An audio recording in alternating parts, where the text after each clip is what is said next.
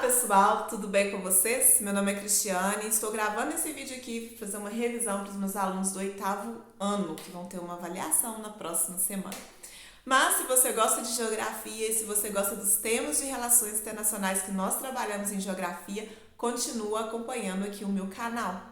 No meu canal você vai ver vídeos sobre os assuntos de relações internacionais que nós trabalhamos em geografia, sobre como falar em público para quem tem medo de falar em público, sobre carreiras, empreendedorismo. Então, se você se interessa por algum desses assuntos, continua me acompanhando aqui. E hoje nós vamos falar sobre globalização.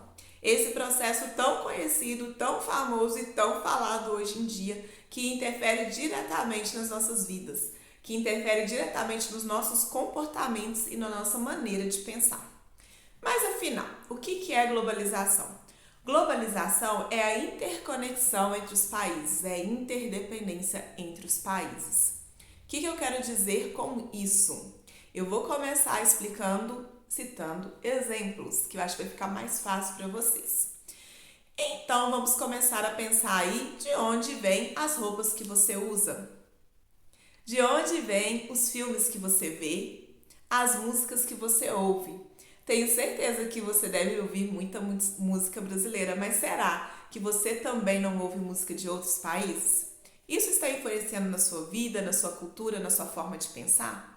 E os filmes que você vê, as séries que você vê, influencia na sua cultura? Influencia na sua forma de pensar? As roupas que você veste, podem algumas serem produzidas em outros países ou o estilo de roupa ter surgido em outros países. Está influenciando na sua cultura? Se nós pegarmos aí esse dispositivo que você está vendo, essa aula aí agora, pode ser um celular ou um notebook. De onde vêm esses materiais para fabricar esse dispositivo? A gente pode ver que muitos deles vieram de outros países e provavelmente o dispositivo também veio de outro país. Então veja que há uma interconexão e uma interdependência dos países. E o que significa essa interdependência? Significa que um país depende do outro. E também o que acontece em um país, ele pode sim atingir outro país. Pense aí no país que compre muito do Brasil. Nós temos aí os Estados Unidos e temos a China.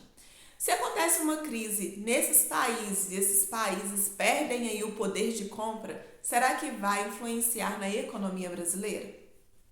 Sim, tenho certeza que você pensou que sim. E essa é a resposta. Com certeza vai influenciar na nossa economia.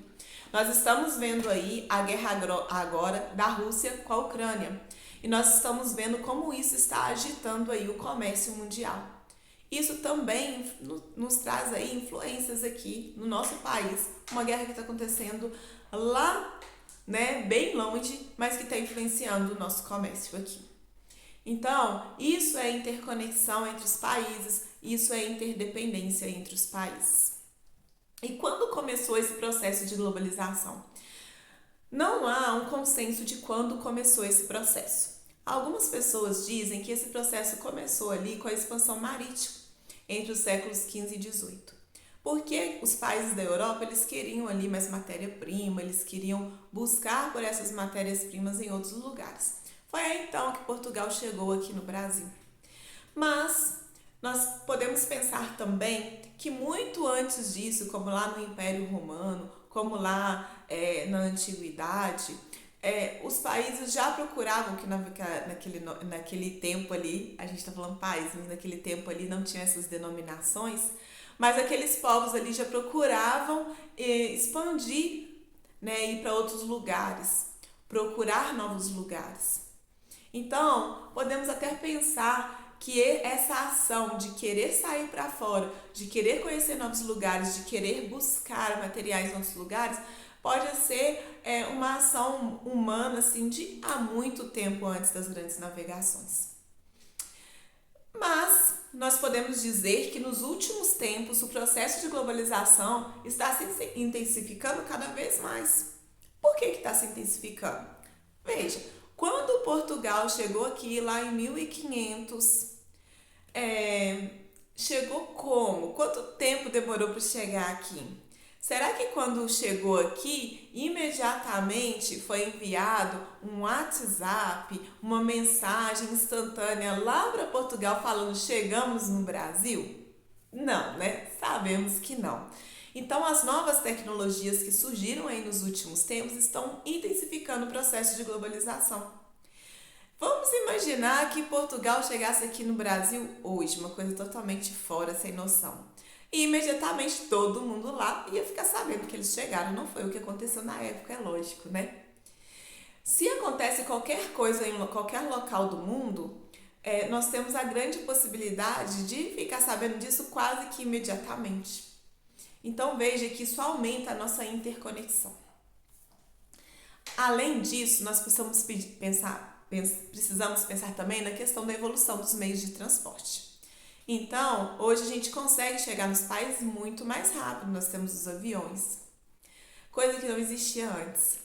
Então, os meios de transporte estão muito mais avançados. Podemos sair de carro aqui de Minas Gerais e ir para qualquer outro país aqui da América do Sul. E a gente consegue fazer isso muito mais rápido do que seria lá em 1500. Então, veja que todo esse processo de avanço da nossa tecnologia, dos nossos meios de transporte, está avançando ainda mais o processo de comunicação. Nós temos acesso aí aos filmes de outros países, ao processo de globalização. Não sei se eu falei comunicação ou globalização, mas estão aí avançando o processo de globalização. Nós temos aí os filmes que chegam pra gente de outros países, os vídeos que chegam aí e bombam de outros países. Então esse processo está muito mais intenso. Isso também afeta aí as relações de trabalho.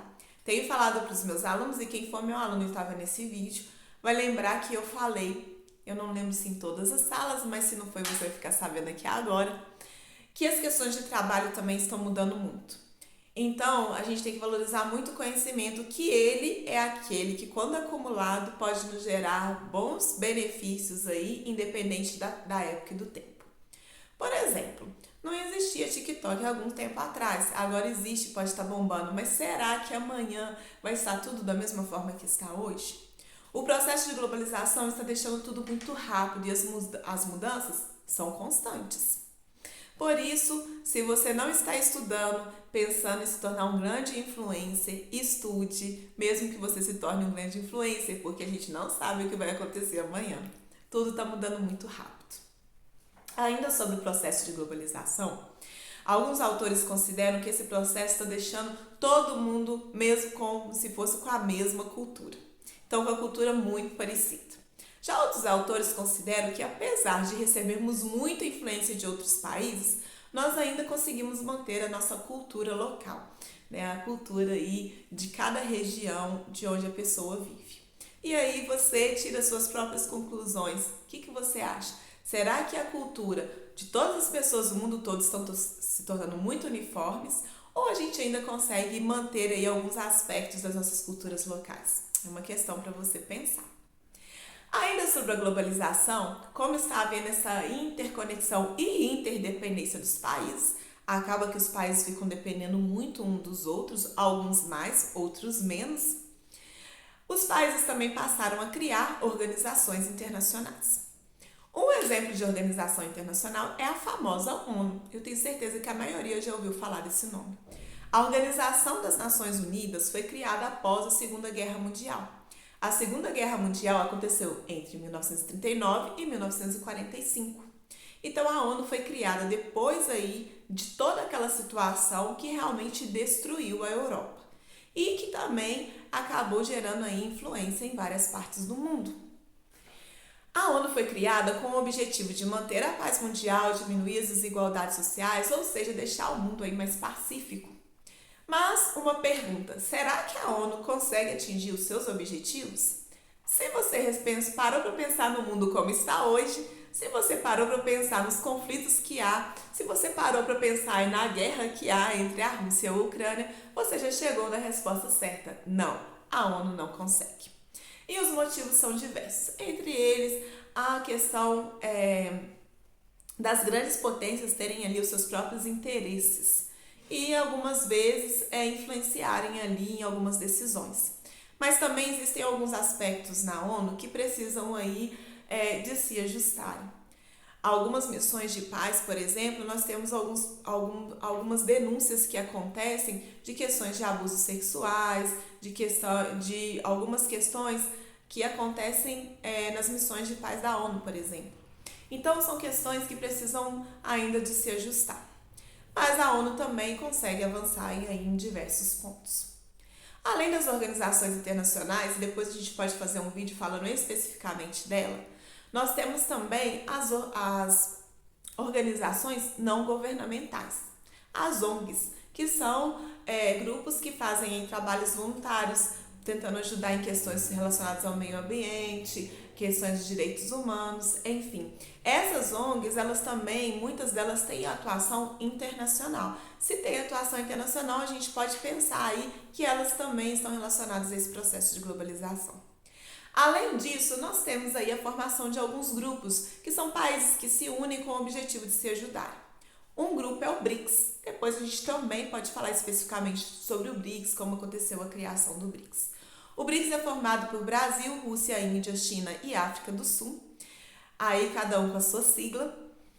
E o BRICS é um grupo formado por países emergentes. Então são 5 países emergentes, certo? 5 países emergentes. E esses países emergentes, eles buscam aí aumentar a atuação deles no cenário internacional, e essa atuação, ela passa aí por aumentar o poder econômico deles, né? Melhorar, aumentar, potencializar a economia desses países. Mas além disso, também ter mais voz aí nesse cenário internacional. O BRICS está ganhando aí um novo cenário, porque está tendo agora a guerra da Rússia com a Ucrânia, então há diversas questões envolvendo o BRICS aí devido a essa situação. Um outro exemplo de grupo formado é o G7. O G7 é formado pelos 7 países mais industrializados do mundo. O BRICS, unindo forças aí, tenta fazer pelo menos uma boa frente aí diante desses países que são potências. Que países que são esses do G7? Estados Unidos, Canadá, Reino Unido, França, Itália, Alemanha e Japão. Nós tínhamos aí antes o G8, mas há alguns anos atrás a Rússia anexou a Crimeia e aí ela acabou sendo excluída do G8, que virou G7. Então são alguns grupos aí de países que se unem procurando se fortalecer e que também está relacionado ao processo de globalização, porque a gente está vendo que envolve diversos países.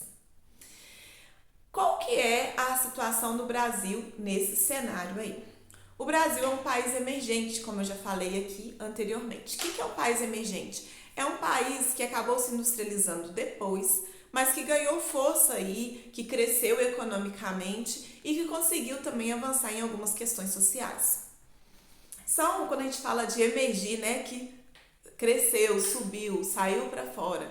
Então, emergentes, que ganharam certa força aí.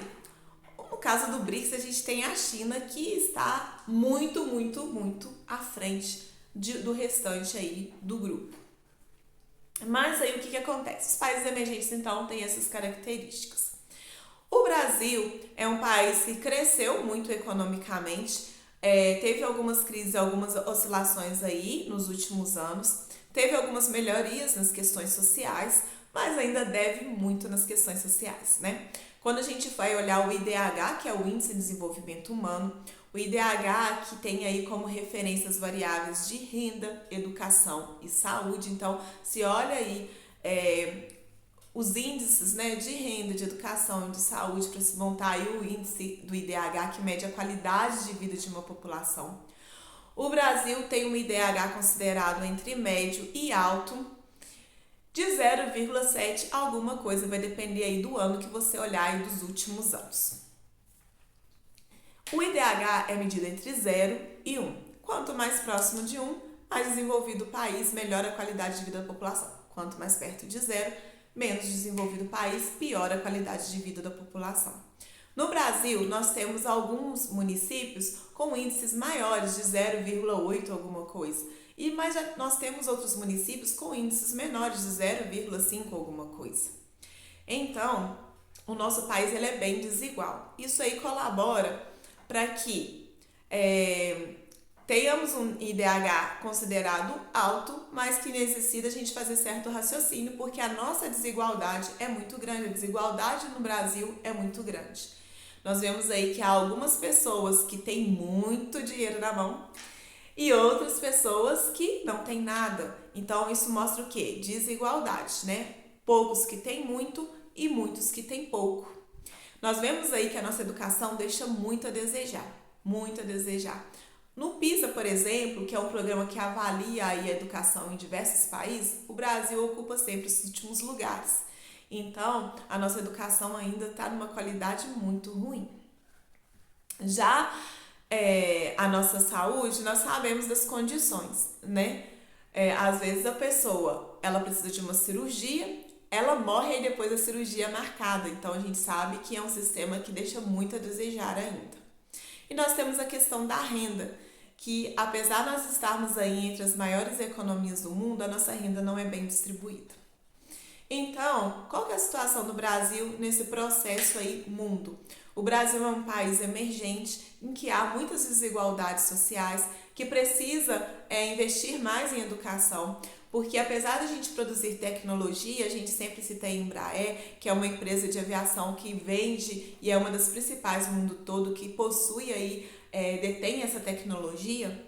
O Brasil ainda precisa produzir mais tecnologia se ele quiser fazer frente a esses grandes países, essas grandes potências.